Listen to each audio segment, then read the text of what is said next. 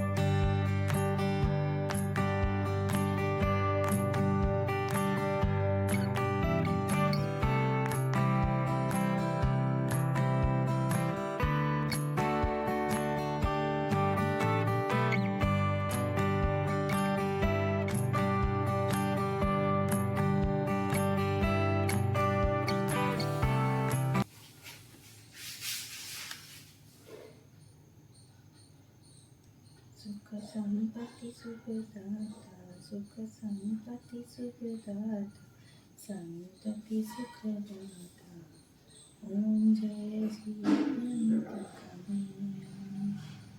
शुक्रवार श्रावण आए माँ श्रावण आए रक्तांबर दरियंगी वानुव्रत धारे ओम जय षष्ठी में रोगी ओम जय जीवंतिका में लेख झटकी ना पदम मारी मामी करते मारी दाशन सुख शांति जगन देशे दुख हर जीवन दयाली ओम जय जीवंतिका में ओम जय जीवंतिका में तारा व्रत जे करशे माँ बारी जे करशे सकल मनोरथ फरसे सकल मनोरथ फरसे माँ दुख हरसे जय जीवंतिका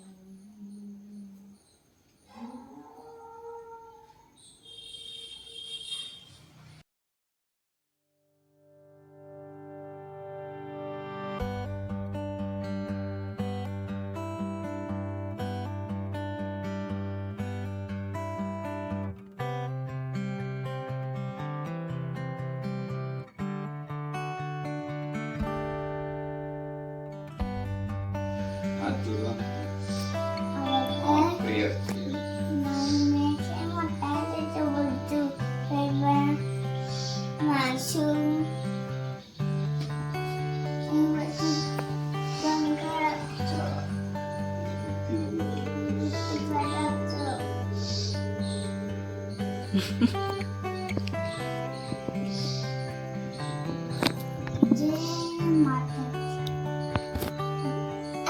જય માતાજી છે જીવંતિકા માં જય માતાજી જય માતાજી એમને બીજા જય માતાજી એમના ભાભી છે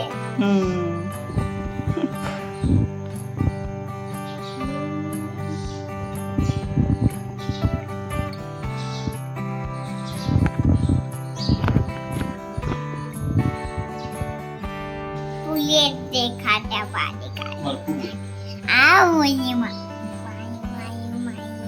બોલ આજે માયું માયું માયું બોલ આજે માયું મમ્મી મારી માટે વ્રત કર્યું છે માયું માયું માયું માયું માયું કાવ્ય વાય વાય વાય अभी मैंने जीवंतिका माँ की पूजा कर ली है और जो माँ की व्रत कथाएं आती है वो रीड करनी होती है। जो ये बुक्स अवेलेबल होता है मार्केट में, तो उसमें व्रत कथाएं आती है जो रीड करनी होती है। और आप प्रसाद में कोई भी रेड कलर के फ्रूट्स आप रख सकते हो। तो मैंने आलू लिया है रेड कलर के, और आलू मुझे बहुत पसंद है तो मैं हर बार आलू ही लाती हूँ प्रसाद में। और शीरा तो होता ही है क्योंकि वही खाना होता है, हमारा पूरे दिन में वही शीरा खाना होता है एक टाइम में। तो ये सारी जो मैंने पूजा की है वो जीवंतिका माँ के लिए है। पूरे दिन में आप कोई भी फ्रूट खा सकते हो। खास करके ये चीज़ें ध्यान रखनी पड़ती है कि पीले रंग के फ्रूट्स ना हो। फॉर एग्जांपल बनाना है तो बनाना कोई छील के हमें दे खाने के लिए तो वो हम खा सकते हैं। फिर ड्राई फ्रूट्स है वो सब हम पूरे दिन में खा सकते हैं। अभी मैं द्विज को स्कूल छोड़ के आई हूँ और आज श्रावण मंथ का पहला शुक्रवार है। तो श्रावण मंथ के कोई भी शुक्रवार के दिन पे आप ये व्रत कर सकते हो। तो आज बहुत सारे लोगों ने व्रत किया है क्योंकि रास्ते में ही जो लेडीज़ ने रेड कलर का पहना है तो समझ में आ जाता है कि आज उसने जीवंतिका का व्रत किया है। इस वीडियो में मैंने आपको सब बताया है कि मैंने जीवंतिका माँ की पूजा कैसे की, आरती मैंने कैसे की, और इस वीडियो के एंड में मैंने जीवंतिका माँ की कथाएं भी रखी है, तो कहीं पे बैठ के आप कथा सुन सकते हो।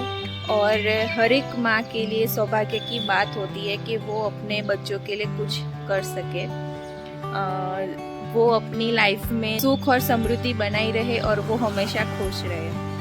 सो आप लोगों को कैसा लगा मेरा ये व्लॉग, कमेंट ज़रूर कर दीजिएगा, and like, share and subscribe करना मत भूलिएगा। सो मिलते हैं नेक्स्ट व्लॉग में, बाय। વર્ષો પહેલાની આ ઘટના છે। ધરમપુર નામનું એક રાજ્ય હતું અને તે રાજ્યમાં લલિત નામનો એક રાજા હતો। આ રાજાને લલિતા નામની એક રાણી હતી। રાજા અને રાણી સર્વે વાતે સુખી હતા, પરંતુ એક વાતનું દુઃખ હતું કે તેને શેર માટીની ખોટ હતી। એમને દીકરી કે દીકરો એક પણ સંતાન હતું નહીં અને તેથી એની ચિંતામાં ને ચિંતામાં દિવસો વીતતા હતા। એક દિવસની વાત છે, રાણી ઝરૂખામાં બેઠી છે અને એ સમયે દાસી ત્યાં આવે છે અને રાણીને ચિંતામાં બેઠેલા જોઈને કહે છે કે રાણીબા, તમે શા માટે સંતાનને લઈને આટલી ચિંતા કરો છો? તમે આજ્ઞા કરો તો હમણાં એક ઉપાય બતાવું। રાણી કહે કે બોલ, શું ઉપાય છે? દાસીએ ધીમેથી રાણીને કહ્યું કે જુઓ રાણીબા, ગામમાં એક બ્રાહ્મણીને 5મો મહિનો જાય છે। તમે પણ સગર્ભા છો એવો ઢોંગ આજથી શરૂ કરી દો, પછીનું કામ હું સંભાળી લઈશ। દાસીની વાત પહેલા તો રાણીએ માની નહીં, પરંતુ પોતાને સંતાનની ઈચ્છા હતી એટલે રાણીને ગળે આ વાત ઉતરી ગઈ અને પોતે સગર્ભા છે એવી વાત ગામમાં ફેલાવા માંડી। આ વાતને 4 મહિના વીતી ગયા અને ત્યાં બ્રાહ્મણીએ મધરાતે દાસીને તેડાવી। મધરાતે બ્રાહ્મણીને ત્યાં પુત્રનો જન્મ થયો અને આ પુત્રને છાની માની લઈને દાસી રવાના થઈ ગઈ અને રાણીના ઓરડાની પાછલી બારીએથી દાખલ થઈ બાળક રાણીને આપ્યું તો રાણી તે બાળકને જોઈને રાજી થઈ ગઈ અને સવારમાં આખા રાજમહેલમાં સમાચાર ફેલાઈ ગયા કે રાણીએ કુંવરને જન્મ આપ્યો છે, એટલે આનંદ છવાઈ ગયો અને આમ રાણીનું વાંઝા મેણું ટળ્યું। પરંતુ આ બાજુ બ્રાહ્મણીના ઘેર રોગ કકડ મચી ગઈ। પોતાનું બાળક ગુમ થયું હોવાથી ખૂબ જ રુદન કરે છે અને દુઃખ વ્યક્ત કરે છે, પરંતુ હવે થાય શું? એટલે તેણે પોતાનું બાળક જ્યાં પણ હોય તેના માટે તેને જીવંતિકા દેવીના વ્રત શરૂ કર્યા અને એટલા માટે જીવંતિકા દેવી તેના બાળકનું રક્ષણ કરવા માટે રાજમહેલમાં પણ આવી પહોંચ્યા અને કુંવર જ્યારે ઊંઘતો હોય ત્યારે દેવી તેના ઓશિકા પાસે બેઠા હોય। એમ કરતા કરતા દિવસો ગયા, દિવસો પછી મહિના અને મહિના પછી વર્ષો વીત્યા। કુંવર તો મોટો થયો, એનું નામ પડ્યું હતું વિજયકુમાર। રાજા લલિત કુમાર અવસાન પામ્યા એટલે વિજયકુમાર ગાદીએ બેઠા અને રાજા બન્યા। અને આ રાજા તો ભારે દયાળુ। એક દિવસે રાજા વિજયકુમાર તેના પિતાનું શ્રાદ્ધ કરવા માટે ગયાજી જવા નીકળ્યા। રસ્તામાં એક વાણિયાનું ઘર આવ્યું અને વાણિયાને ઘેર તેઓ રાત વાસો કર્યો। આ વાણિયાને 6 બાળકો થયા અને 6 બાળકો વારાફરતી છઠ્ઠે દિવસે મરણ પામતા। આજે 7મા બાળકની છઠ્ઠી હતી અને વિધાત્રી લેખ લખવા આવવાના હતા અને વિજયકુમારનું રક્ષણ કરવા માટે જીવંતિકા દેવી પણ તે વણિકને ઘેર હતા। મધરાત થઈ અને વાણિયાને ત્યાં વિધાત્રી પધાર્યા એટલે જીવંતિકા માતાએ વિધાત્રી દેવીને પૂછ્યું કે દેવી વિધાત્રી, તમે અહીં ક્યાં આવ્યા? એટલે વિધાત્રી દેવી કહે કે વાણિયાના દીકરાની આજે છઠ્ઠી છે એટલે લેખ લખવા આવી છું। અચ્છા, તો બહેન શું લખશો લેખમાં? એ જ કે કાલે સવારે તેનો દીકરો મરણ પામશે। ના ના વિધાત્રી, એવું તમારાથી ન લખાય। જે ઘરમાં મારો વાસ હોય તે જગ્યાએ સંતાનની રક્ષા થાય, એટલા માટે તમે આવું ના લખી શકશો। અંતે વિધાત્રીએ જીવંતિકાની વાત માની અને દીર્ઘાયુષ્ય લખીને ચાલતા થયા। સવાર પડી અને વાણિયાએ પોતાના દીકરાને જીવતો જોયો અને નવાઈ પામ્યો। તેઓ તો રાજીના રેડ થઈ ગયા। તેઓએ આ વિજયકુમારને શુભ પગલાના માન્યા અને એમની સરભરા ખૂબ ભાવપૂર્વક કરવા માંડી। અંતે વિજયકુમાર ગયા, પરંતુ વાણિયાએ વળતા પોતાના ઘેર જઈ થવાનું વચન લીધું અને વિજયકુમાર ગયાજી જવા રવાના થયા। વિજયકુમાર ગયાજી ગયા અને ત્યાં શ્રાદ્ધ કર્મ કર્યું. પિંડ આપવા માટે હાથ લાંબો કર્યો, પણ તેને તો એકને બદલે બબ્બે હાથ દેખાયા. આમ થવાનું કારણ શું? આ થવાનું કારણ તો પંડિતને પણ જાણ નથી. આમાં બીજો હાથ કોઈ દેવીના હાથ જેવો દેખાતો હતો. વિજયકુમાર શ્રાદ્ધ ક્રિયા પતાવીને પાછા વળ્યા અને વળતા વચન આપ્યા પ્રમાણે પેલા વાણિયાને ત્યાં રાત રોકાયા. ત્યારે વાણિયાના બીજા દીકરાની છઠ્ઠી હતી. અડધી રાત થઈ અને વિધાત્રી આવ્યા. આ વખતે પણ જીવંતિકા માતાએ એનું દીર્ઘાયુષ્ય લખવા કહ્યું. અને એ વખતે વિજયકુમારની ઊંઘ ઉડી ગઈ અને બંને દેવીઓની વાત સાંભળતો જાગતો પડી રહ્યો.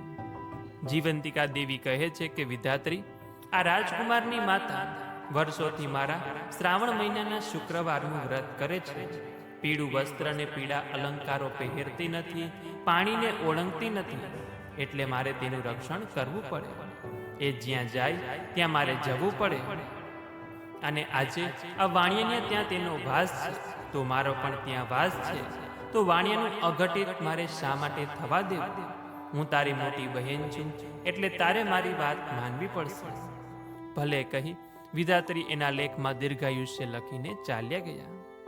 વાણિયાએ સવારે ઉઠીને જોયું તો આ બીજો દીકરો પણ જીવતો જણાયો. એને લાગ્યું કે વિજયકુમાર નક્કી કોઈ મહાન પુરુષ છે. બીજે દિવસે વિજયકુમાર વિદાય માંગી ત્યારે વાણિયાએ તેમને આનંદથી વિદાય આપી. થોડા દિવસમાં વિજયકુમાર રાજમહેલમાં પાછા આવ્યા અને આવીને એમણે રાણીને પૂછ્યું કે માં, તમે કોઈ વ્રત કરો છો? બેટા, ના, હું તો એકેય વ્રત નથી કરતી. આ સાંભળી વિજયકુમારને નવાઈ લાગી, પણ એનો આખો ભેદ કેવી રીતે ઉકેલવો તેનો ઉપાય મળી ગયો. શ્રાવણ માસ આવ્યો અને મહિનાનો પહેલો જ શુક્રવાર આવતા એ દિવસે રાજા વિજયકુમારે દાસીને જણાવ્યું કે આખા ગામમાં દરેક સ્ત્રીઓને પીળા વસ્ત્રો પહેરીને જમવા આવવાનું નિમંત્રણ આપો અને કોઈએ ઘેર જમવાનું નથી. એવામાં એક દાસી સમાચાર લાવી કે બ્રાહ્મણી આવવાની ના પાડે છે અને કહે છે કે મારે જીવંતિકા માતાનું વ્રત છે, એટલે આજે પીળા વસ્ત્રો પહેરીને નહીં આવી શકું.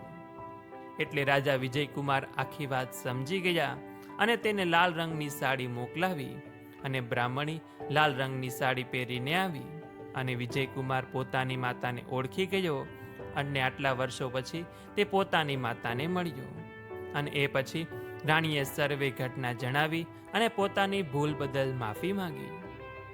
અને એ પછીથી રાણી, બ્રાહ્મણી અને તેનો દીકરો વિજયકુમાર તે રાજમહેલમાં જ રહેવા લાગ્યા. જીવંતિકા માતાના વ્રતના પ્રભાવથી ગોરાણીને પોતાનો ખોવાયેલો પુત્ર પાછો મળ્યો અને જીવંતિકા માતાએ હંમેશા તેનું રક્ષણ કર્યું. એવી જ રીતે હે જીવંતિકામાં, જે કોઈ આ વ્રત કરે છે, આ કથા સાંભળે છે, વાંચે છે તથા આ વિડીયો જુએ છે, સાંભળે છે, તે સર્વે લોકોના સંતાનોનું રક્ષણ કરજો, તેના પરિવારનું રક્ષણ કરજો.